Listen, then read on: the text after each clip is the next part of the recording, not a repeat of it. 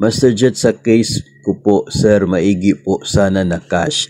Kasi po kagaya ko na may maintenance, mas makakatulong po ito. Ang buwanan ko pong gamot ay umaabot po sa 3,000 pesos halos. Malaking tulong po sana ito. Yung atin po medical allowance ay 7,000 per year.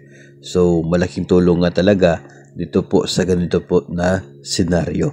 So ito po yung pwede pong option kung kayo po ay meron pong maintenance na gamot na dapat po ninyong i-take everyday. Palagi po kayo bumibili ng gamot.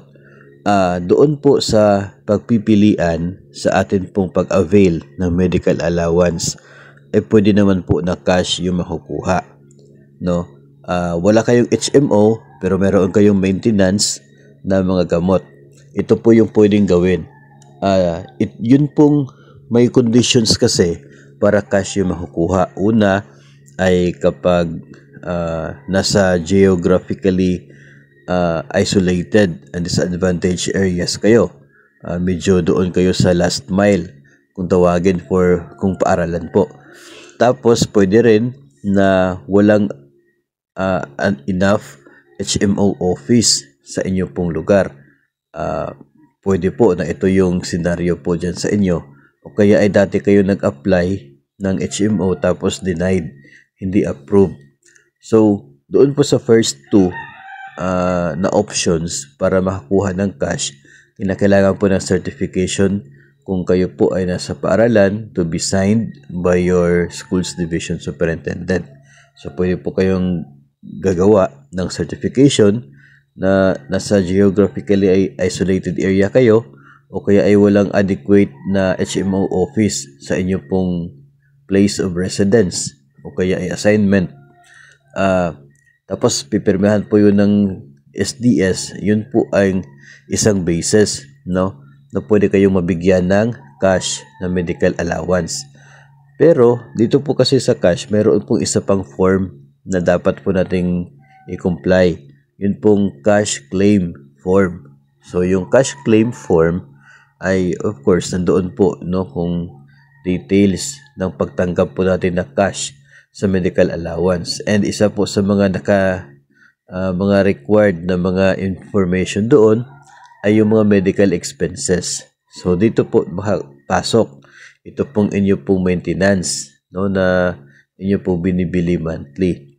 Doon po sa medical expenses, pwede po ninyong ilagay yung amount at mag-attach ng resibo ng inyo pong nabili. No, hindi naman po kinakailangan na lahat talaga, no, kahit po yung 1 month lang na 1 month lang ninyo na medical expenses, no, I guess pwede na po yun kasi not necessarily na 7,000 naman talaga yung gagastusin for the medical allowance na ma-reimburse po.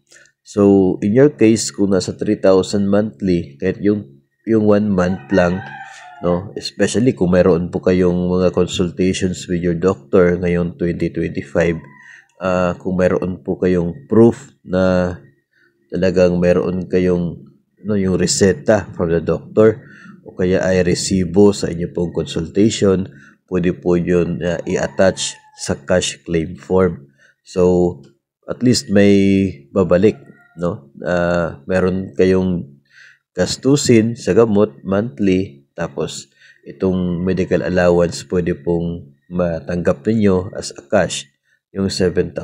Kung ganun po yung case. So, again, kung gusto po niyo na cash, na dahil may maintenance kayo, dapat unang-una nandun po yung certification, no? Certification na nasa geographically isolated area kayo. Kung hindi naman po yun applicable, certification na walang adequate HMO office sa inyo pong residence o kaya ay place of assignment, or kung minsan yung sinubukan mag-apply ng HMO tapos denied, pwede po na yung any proof from the HMO na denied yung inyong application, pwede po yun.